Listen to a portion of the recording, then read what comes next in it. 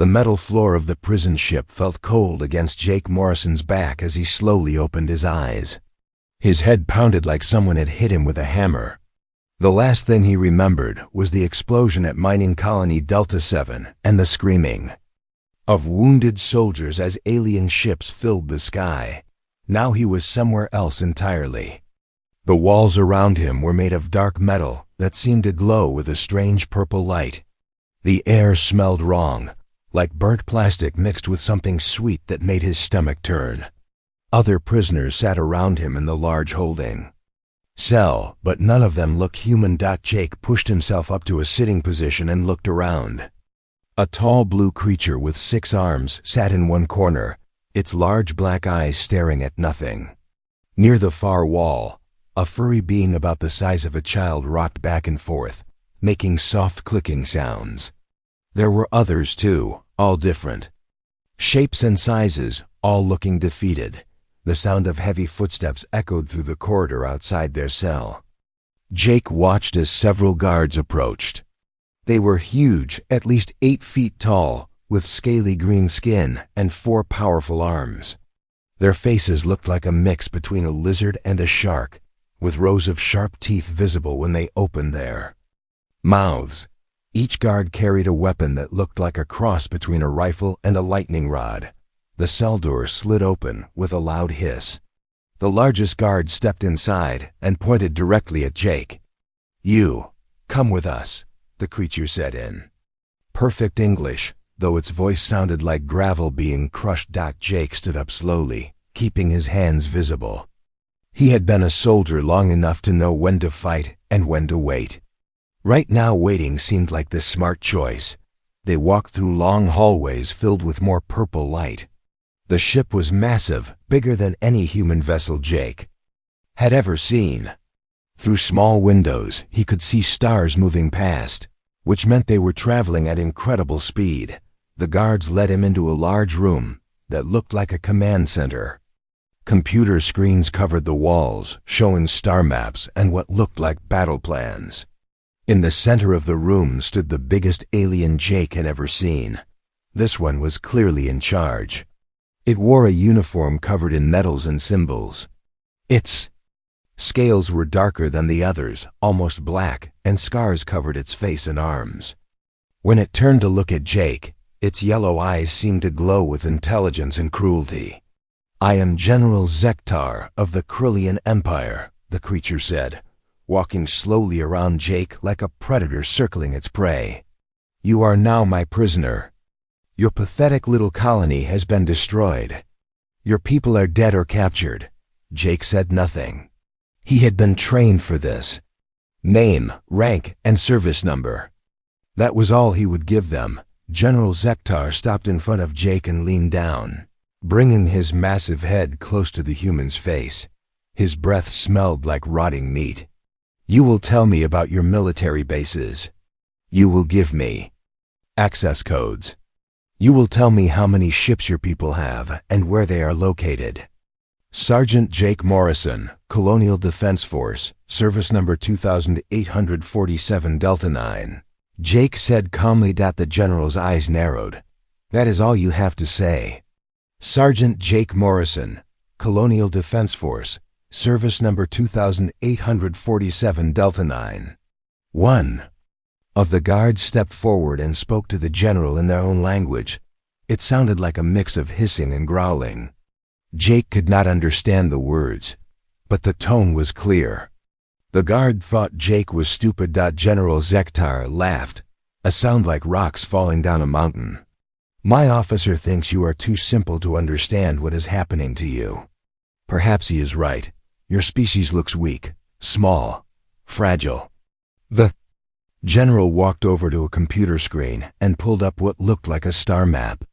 Red dots marked conquered worlds, and there were hundreds of them. "Do you see this little creature?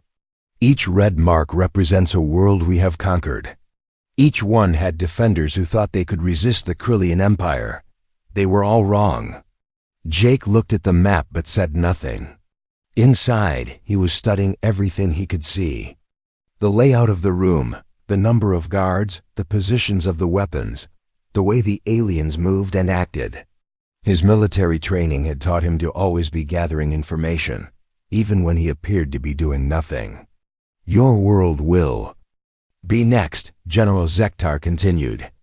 We will find it eventually. When we do, we will crush your armies and enslave your people, unless, of course, you decide to be helpful.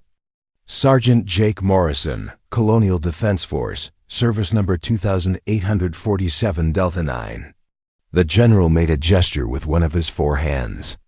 Immediately, 2 guards grabbed Jake's arms and lifted him off the ground like he weighed nothing. Their grip was strong enough to crush bone, but they were careful not to actually hurt him.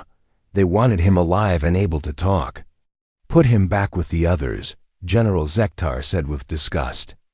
Perhaps a few days in the cell will make him more willing to speak. These primitive species usually break quickly once they realize how hopeless their situation is. The guards carried Jake back through the corridors to the holding cell. As they threw him inside, he landed hard on the metal floor but rolled with the impact to avoid injury. The door sealed shut behind him with another loud hiss. The other prisoners looked at Jake with a mixture of curiosity and pity. The blue creature, with 6 arms, moved closer. You should have answered his questions, it said in a voice like wind through leaves. General Zektar is not known for his patience. He will make you suffer until you tell him what he wants to know. Jake sat up and brushed dust off his torn uniform. Maybe, but I doubt it will be as easy as he thinks. The furry creature stopped, rocking, and looked at Jake with bright green eyes. You speak as if you have hope. Hope is dangerous here. Hope will only make your death more painful. Jake leaned back against the wall and closed his eyes. Hope is all we have sometimes. That and the will to keep fighting, no matter what. The other prisoners exchanged glances. They did not understand this strange small creature who refused to break under the general's threats.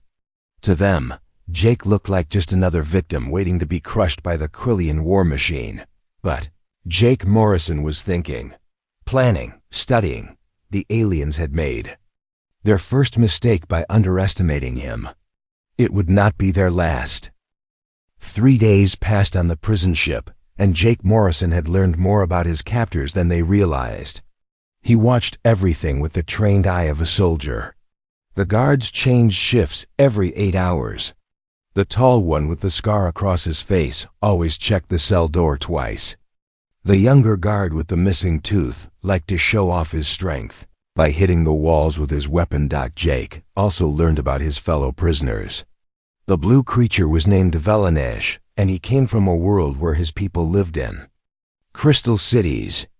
The furry one was called Vex, and she had been captured when the Krillians destroyed her trading ship. There was also Kor, a rock-like being who rarely spoke but watched Jake with curious orange eyes. The human spent his time doing simple exercises to keep his strength up. Push-ups, sit-ups, stretching. The other prisoners thought he was wasting his energy, but Jake knew better. A soldier always stayed ready. On the 4th day, something changed. During the morning meal distribution, one of the guards got careless. He stepped too close to Jake's position near the cell door, his weapon hanging loose at his side. It happened so fast that even Jake was surprised. One moment the guard was reaching for the food tray, and the next moment Jake had grabbed the alien's arm and twisted it behind his back. The weapon fell to the floor with a clatter that echoed through the corridor.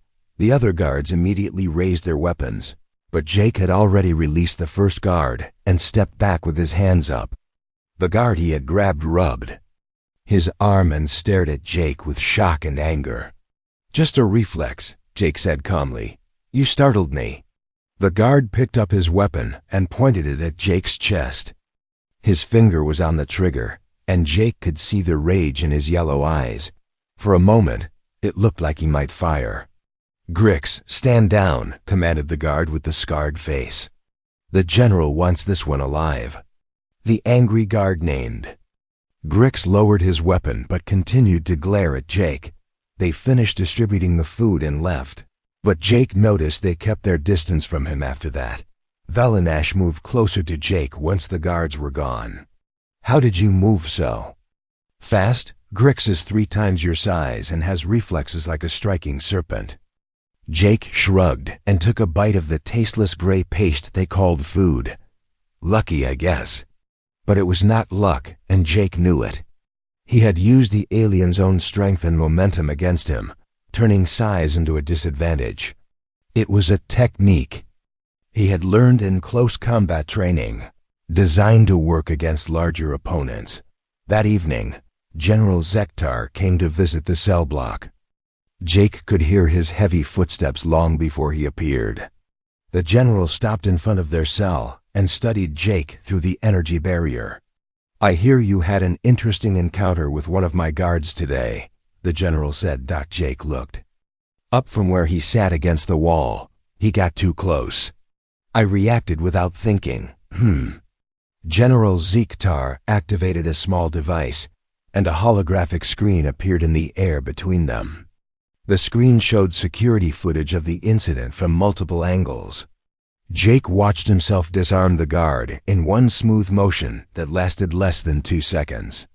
"This does not look like the reaction of a frightened prisoner," the general observed. "This looks like the movement of someone with training. Basic self-defense," Jake replied. "Everyone in the Colonial Defense Force learns it." General Zektar replayed the footage in slow motion. "Show me your hands." Jake held up his hands, turning them palm up, then palm down. The general studied them carefully, noting the calluses and small scars that came from years of weapon handling and combat training. "You are not just a regular soldier," the general said. "You have seen combat, real combat." Jake remained silent, but his eyes met the general's gaze without flinching. Most prisoners would have looked away by now, but Jake stared back with the steady confidence of someone who had faced death before and survived. The general turned to the guard captain. "Increase security around this cell. No guard approaches. The prisoner alone. No guard gets within arm's reach." After the general left, the other prisoners gathered around Jake. They had all watched the exchange with growing amazement. "You are not afraid of him," Vex said, her green eyes wide with disbelief. "How can you not be afraid?" Jake stood up and walked to the small window that showed the stars outside. "Fear is just another emotion. You can choose to let it control you, or you can control it." Kor, the rock-like being, spoke for the first time since Jake had been brought to the cell. "On my world, we have legends of warriors who could face any enemy without fear. We thought they were just stories." "Maybe they were not stories," Jake said quietly. Over the next few days, strange things started happening around the prison ship. Tools went missing from maintenance areas. Guard schedules became predictable as someone seemed to be tracking their movements. Small items disappeared from storage areas. The guards began random searches of the cells, but they never found anything. Jake and the other prisoners sat quietly during each search, looking innocent and defeated. But Jake was far from defeated. During the searches, he watched how the guards moved, where they looked, what they missed. He memorized the layout of corridors he could see through the cell door. He listened to conversations in the alien language and began to pick up basic words and phrases. The other prisoners started to change too. They no longer sat in hopeless silence. Instead, they talked quietly among themselves about their home, worlds, their families, their hopes of seeing them again. Jake had somehow given them something they had lost, the belief that their situation was not hopeless. General Zektar reviewed security reports in his command center, growing more frustrated. Each day, minor incidents were occurring throughout the ship. Nothing major, nothing that threatened ship operations, but enough to make him suspicious. Could it be sabotage? Asked his second-in-command, Captain Vextar. From whom? The general replied, "The prisoners are locked in their cells. The crew is loyal. There is no explanation for these incidents." But deep down, General Zektar suspected there was an explanation. It had something to do with the small human prisoner who moved like a trained warrior and stared back at him without fear. The prisoner who had somehow disarmed one of his best guards in less than 2 seconds. The general pulled up Jake's file on his computer screen. It contained very little information, just basic physical measurements and the details of his capture. No military history, no record of his training or experience. "Find out more about this human," he ordered Captain Vextar. "I want to know everything about him and his species. Something about this prisoner is not what it appears to be." As the prison ship continued its journey toward the Krillian homeworld, Jake Morrison sat in his cell and planned. He had learned the guards' routines, studied the ship's layout, and begun to understand his fellow prisoners' capabilities. Most importantly, he had planted a seed of hope where there had been only despair. And hope, Jake knew, was the most dangerous weapon of all.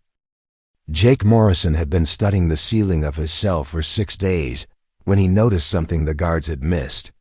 A small maintenance panel above Core's sleeping area had a loose corner. It was barely visible unless you knew what to look for. But Jake's trained eye caught the tiny gap where the metal did not sit flush with the wall. That night, when the lights dimmed for the sleep cycle, Jake waited until he heard the steady breathing of his fellow prisoners. Then he quietly stood up and walked over to where Core was resting. "I need your help," Jake whispered. Core's orange eyes opened immediately. The rock-like being did not sleep like the others. Instead, he went into a state that was somewhere between rest and alertness. "What do you need?" Core asked in his deep, rumbling voice. Jake pointed up at the loose panel. "Can you lift me up there, quietly?" Without asking why, Core stood up. His body was made of living stone, and he was incredibly strong. He cupped his hands together and let Jake step into them, then lifted the human up toward the ceiling as easily as picking up a feather. Jake carefully worked his fingers around the edge of the panel. After a few minutes of gentle pressure, it came loose. Behind it was a narrow opening that led into the ship's ventilation system. "Put me down," Jake whispered. Once his feet were on the floor, Jake looked at the opening he had discovered. It was just wide enough for a human to crawl through, but too small for any of the Krillian guards. "What is up there?" Velanash asked. The blue alien had been watching silently. "Air ducts," Jake replied. "They connect to other parts of the ship. If we can map out where they go, we might be able to move around without the guards knowing." Vex moved closer, her furry face showing excitement for the first time since Jake had met her. "You think we can escape?" "I think we can try," Jake said. "But I need to know more about this ship first." The next day, Jake began teaching his fellow prisoners simple hand signals. He showed them how to communicate without speaking, using gestures that would not attract the guards' attention. He also started asking them about their home worlds and what special abilities their species might have. Velanash could see in almost complete darkness thanks to his large black eyes. Vex had incredibly sensitive hearing and could pick up sounds from far away. Core was strong enough to bend metal with his bare hands and could move almost silently despite his size. "We all have something useful," Jake explained during one of their quiet conversations. "The trick is figuring out how to use our strengths together." On the 7th day, the ship experienced a minor power fluctuation. The lights flickered, and the energy barrier on their cell door wavered for just a few seconds. It was not long enough for anyone to escape, but it gave Jake an idea. That night he climbed up into the ventilation system. The air ducts were dark and cramped, but Jake had been in worse places during his military service. He crawled forward slowly, mapping the layout in his mind. The ducts led to different sections of the ship. Jake found openings that looked down into the engine room, the guard quarters, and what appeared to be a weapons storage area. Most importantly, he discovered that the ventilation system connected to the main power distribution center. Jake made his way back to the cell before the guard's next patrol. He had been gone for over an hour, but his fellow prisoners had covered for him by making it look like he was sleeping in the shadows. "What did you find?" Kor asked quietly. "A way to cause more power fluctuations," Jake replied. "And maybe a way to get weapons." Over the next few days, Jake made several more trips through the ventilation system. Each time, he learned more about the ship's layout and the guards' routines. He discovered that the Krillians had a blind spot in their security. They never thought to watch the air ducts because no member of their species could fit through them. Jake also found something else interesting. In the ship's computer center, he overheard conversations between General Zektar and his officers. The Krillians were planning to sell some of their prisoners as slaves when they reached their home world. Others would be used for medical experiments. But Jake Morrison was marked for something different. General Zektar wanted to interrogate him personally, using methods that would break his mind and extract every piece of military information he possessed. When Jake returned to the cell and shared this information, the other prisoners looked terrified. But Jake remained calm.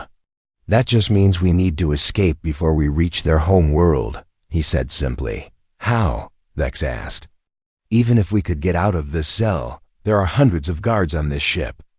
Jake smiled for the first time since his capture. "We do not need to fight hundreds of guards. We just need to be smarter than they are." He began to explain his plan. It was complex and dangerous, but it used each prisoner's unique abilities in ways the Krillians would never expect. Velenesh would use his night vision to scout ahead in dark areas. Vex would listen for guard movements and warn them of approaching danger. Kor would provide the muscle needed to break through barriers and doors. Jake would coordinate everything and handle any guards they encountered using combat techniques the aliens had never seen before. "When do we try this?" Kor asked. "Soon," Jake replied. "I need to make a few more trips to gather some supplies first." Over the next 3 nights, Jake made careful journeys through the ventilation system. He collected items that most people would consider junk: bits of wire, small tools, pieces of metal. But in Jake's hands, these items could become weapons or tools for escape. He also sabotaged small systems throughout the ship. Nothing major enough to trigger alarms, but enough to create confusion and misdirection when the time came. General Zektar was becoming increasingly frustrated. His security reports showed more and more unexplained incidents. Equipment continued to malfunction or disappear. Guard schedules had been somehow compromised, leading to gaps in coverage. "Search every inch of this ship," he ordered his captain. "Someone is playing games with us, and I want to know who." But the searches turned up nothing. The Krillians looked in all the obvious places but never thought to check the air ducts above their heads. Meanwhile, Jake was putting the finishing touches on his escape plan. He had found a way to disable the cell's energy barrier, mapped out a route to the weapons storage, and identified the best time to make their move. The other prisoners watched him work with growing amazement. This small human had accomplished things they would have thought impossible. He moved through the ship like a ghost, gathering information and resources right under the noses of their captors. "You are not like other species we have met," Velenesh observed one day. "Where we see problems, you see opportunities. Where we see walls, you see doorways." Jake finished making adjustments to a small device he had built from scraps. "My people have a saying, adapt and overcome. It means you do not give up just because something is difficult. You find another way." As the prison ship continued its journey toward Krillian space, Jake Morrison prepared for the most important mission of his life. He had turned a group of defeated prisoners into a team. He had mapped the enemy ship and identified its weaknesses. Now, all he needed was the right moment to strike. And that moment was coming soon. The general might think he had captured a simple soldier, but he was about to learn that humans were anything but simple. They were survivors, fighters, and problem solvers who never knew when to quit. General Zektar was about to get his first real lesson in human determination. The escape began at exactly 0300 ship time, during the quiet period between guard shifts. Jake had been tracking the patterns for 2 weeks, and he knew they had a 12-minute window before the next patrol. Jake activated the small device he had built from scraps. It sent a power surge through the ship's electrical system, causing lights to flicker throughout several sections. Emergency alarms began to sound, but not the prisoner alert. This looked like a routine maintenance problem. As guards rushed to check the power systems, Jake disabled their cell's energy barrier using a technique he had learned by studying the door controls during his ventilation trips. The barrier flickered once and went dead. "Now," Jake whispered. The 4 prisoners moved out of their cell like a well-trained military unit.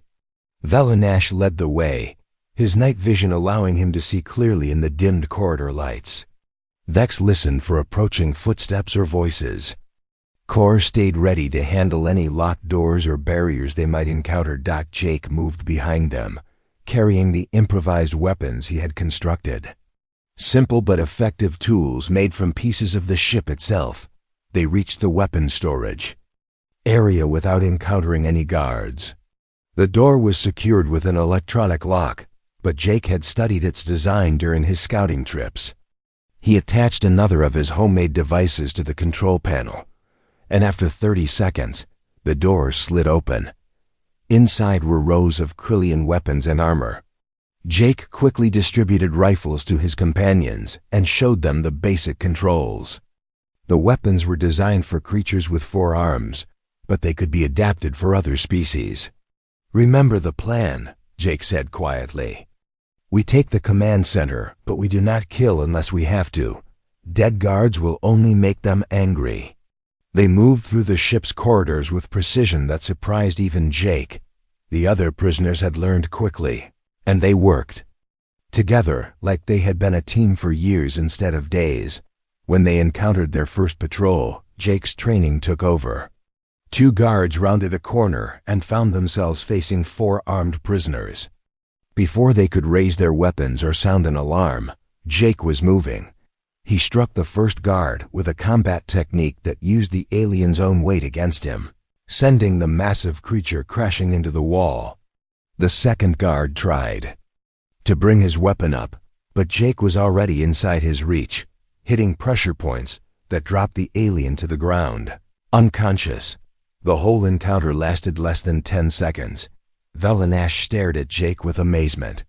"How did you move so fast? Those guards are trained warriors." "So am I," Jake replied simply. Picking up the guards' weapons and communication devices, they continued toward the command center, encountering 3 more guard patrols along the way. Each time, Jake handled the situation with swift, precise movements that left the aliens unconscious but alive. His companions began to understand that their small human friend was far more dangerous than he appeared. When they reached the command center, Jake paused outside the door. Through the small window, he could see General Zektar standing at the main control console, studying reports about the power failures. "He is mine," Jake told the others. "Keep the other officers covered, but do not shoot unless I give the signal." The door burst open, and chaos erupted in the command center. Krillian officers reached for their weapons, but found themselves staring down the barrels of their own rifles held by the escaped prisoners. General Zektar turned around slowly, his yellow eyes widening as he saw Jake Morrison standing in the doorway. "Impossible," the general said. "The security systems show no breach. The alarms indicate only power failures." Jake stepped into the command center, his rifle trained on the general. "Your security systems were not designed to stop humans." The general's officers started to move, but Velanash, Vex, and Kor had them covered. The aliens froze, recognizing the serious expressions on the prisoners' faces. "You will surrender your ship," Jake said calmly. "You will release all prisoners. You will set course for neutral space." General Zektar laughed, the sound echoing through the command center. You are 4 escaped prisoners on a ship with 300 crew members. Even if you kill me, my officers will retake the ship within minutes. Maybe, Jake agreed. But you will not be alive to see it. The general stopped laughing. Something in Jake's voice, in his steady gaze, made it clear that this was not an empty threat. You would not dare, General Zektar said. But his voice carried less certainty than before. Jake moved closer, and for the first time, the general saw something in the human's eyes that made him step backward. It was not anger or fear or desperation. It was the cold, calculating look of a predator who had cornered his prey. Let me tell you about humans, General, Jake said quietly. We come from a world that tried to kill us every single day. Weather that could freeze or burn us to death. Animals that hunted us for food. Diseases that wiped out entire populations. The general listened, suddenly aware that he might have made a serious mistake in his assessment of this species. We survived because we learned to adapt. We learned to work together. We learned to fight smarter instead of harder. And we learned to never, ever give up. Jake raised his weapon until it pointed directly at the general's head. My planet had wars that lasted for decades. We fought with weapons that could destroy entire cities. We survived ice ages and plagues and disasters that would have wiped out most species. General Zektar felt something he had not experienced in many years. Genuine fear. This small creature was not just threatening him. It was explaining why the threat was real. So when you captured me, you did not get a simple soldier from a weak species, Jake continued. You got a representative of the most stubborn, adaptable, dangerous species in the galaxy. A species that treats impossible odds as just another problem to solve. The command center was completely silent, except for the sound of breathing and the hum of the ship's engines. Now, Jake said, his voice still calm and controlled, you are going to order your crew to stand down. You are going to release all the prisoners. And you are going to take us to neutral space where we can be safely transferred. General Zektar looked around the command center at his officers, all of whom were covered by the other escaped prisoners. He looked back at Jake Morrison, this human who had somehow turned a hopeless situation into a complete reversal of power. For the first time in his military career, General Zektar realized he was beaten. Not by superior numbers or better weapons, but by an enemy who refused to accept defeat. Very well, the general said quietly. But this is not over, human. My government will want to know about your species. Jake smiled, and it was not a friendly expression. Good, maybe that will save us both some trouble in the future. As alarms continued to sound throughout the ship and crew members tried to figure out what was happening, Jake Morrison stood in the command center of a Krillian warship and proved that sometimes the most dangerous enemy is the one you underestimate. Jake Morrison stood in the command center of the Krillian warship, watching as General Zektar slowly reached for his communication device. The general's hands shook slightly as he activated the ship-wide broadcast system. Attention all crew, the general announced, his voice steady despite the situation. Stand down from alert status. Release all prisoners from their cells and escort them to the main cargo bay. No one is to be harmed. Captain Vextar, the general's second in command, stepped forward. Sir, we cannot simply surrender the ship to escaped prisoners. The High Command will consider this treason. Jake turned his rifle toward the captain. The general is making a smart choice. I suggest you do the same. For the next hour, Jake coordinated the prisoner release while maintaining control of the command center. More than 200 beings from dozens of different species were brought to the cargo bay. Many were weak from poor treatment, but all were alive. As the last group arrived, Jake activated the ship's communication system and sent a message on emergency frequencies used by neutral trading stations. This is Sergeant Jake Morrison of the Colonial Defense Force. We have control of a Krillian prison ship and are requesting safe passage to neutral space for prisoner exchange. The response came within minutes. 3 different stations offered to mediate, including Haven Station, a large trading post that served as neutral ground for multiple species. Jake turned to General Zektar. "Set course for Haven Station. Best speed." The general hesitated. "If I do this, my own government will consider me a failure. My career will be over." "Your career will definitely be over if you do not cooperate," Jake replied. "At least this way, you stay alive." As the ship changed course toward Haven Station, Jake made another decision that surprised everyone, including his fellow prisoners. Instead of keeping all the weapons and locking up the entire crew, he offered the general a deal. "I want to make an exchange," Jake said. "All prisoners for safe passage to colonial space. Plus something else." "What else?" General Zektar asked suspiciously. "Information. I want to know about your military strength, your territorial plans, and your assessment of other species in this region. In return, I will tell you exactly why you should avoid human space." The general considered this proposal. His military training told him that intelligence was often more valuable than weapons or territory. "Agreed," he said finally. Over the next 6 hours, as the ship traveled toward Haven Station, Jake and General Zektar engaged in the strangest negotiation either had ever experienced. They sat across from each other in the general's private quarters, sharing information like 2 professional soldiers rather than captor and prisoner. General Zektar learned that humanity controlled a small but growing section of space near the galactic rim.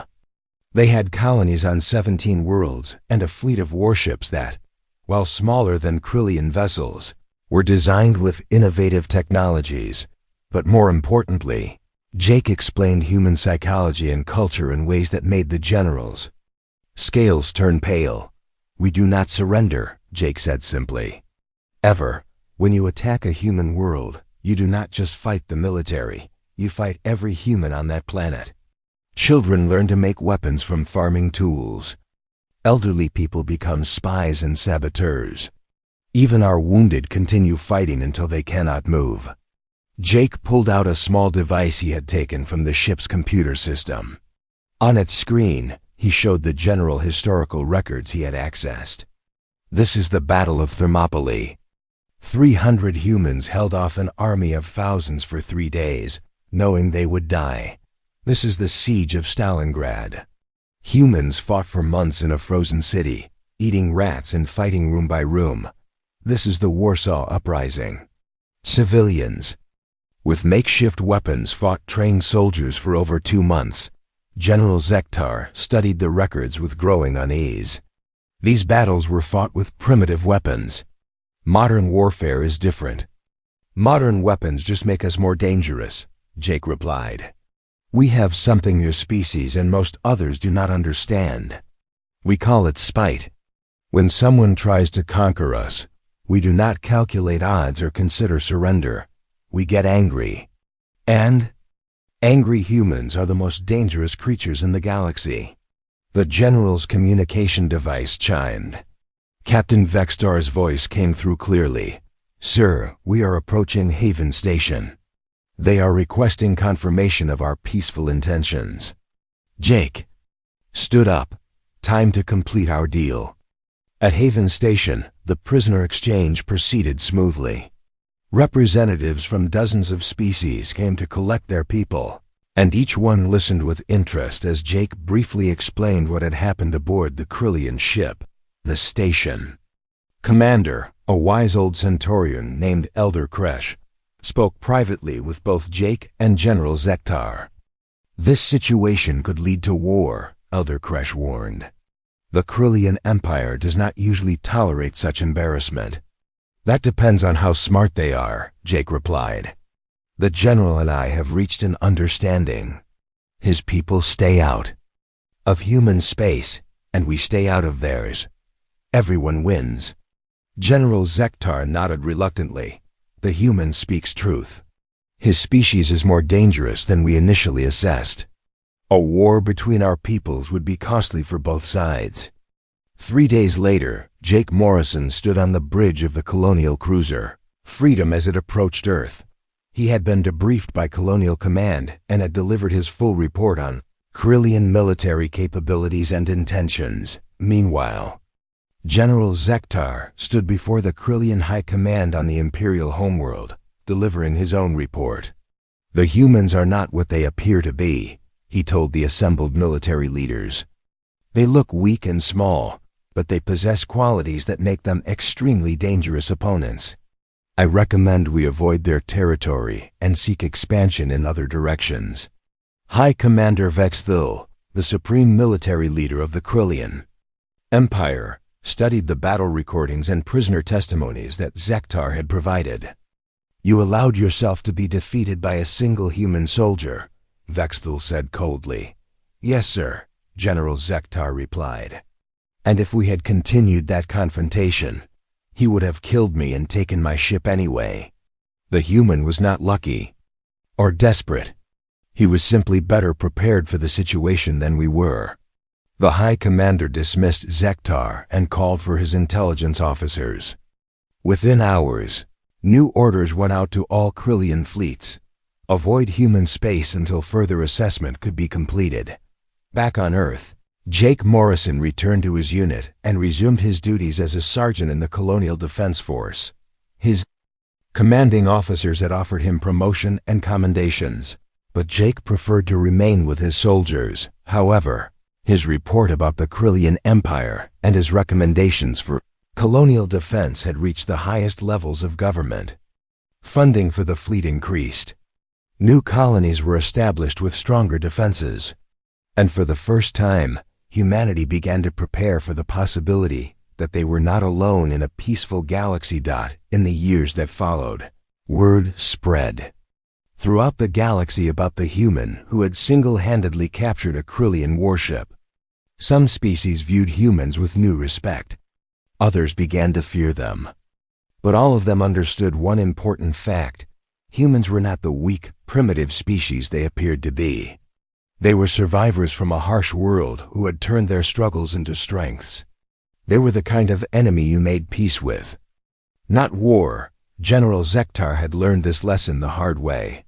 His underestimation of one human soldier had changed the balance of power in their region of space.